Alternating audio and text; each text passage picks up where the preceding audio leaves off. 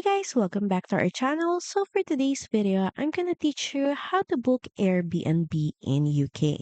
So first head over to airbnb.com and right off the bat you should see this search bar and all you have to do is start adding your destination. But if you just want to explore and look around for UK destinations, you can just simply type in UK, then click on United Kingdom, then add in your target dates. So it could be, say, for example, on November 25 and your return date, or you can also switch to flexible dates and go anytime on this month.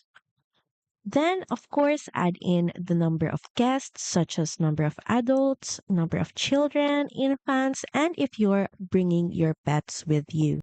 Then, once done, just head over and click on search. Now you can see here all the listings around United Kingdom. Just click on the specific listing that appeals to you. So here you can see the details about the specific listing. And to proceed, just click on the reserve button. Now here you will be asked to choose when to pay. So you have an option to pay now or pay later. Then just click on next. You might also be prompted to log into your account. Now here you will be asked to add your payment method. So it could be by credit or debit card. It could also be through Google Pay or even GCash. Just see and choose the best option for you. Then click on next.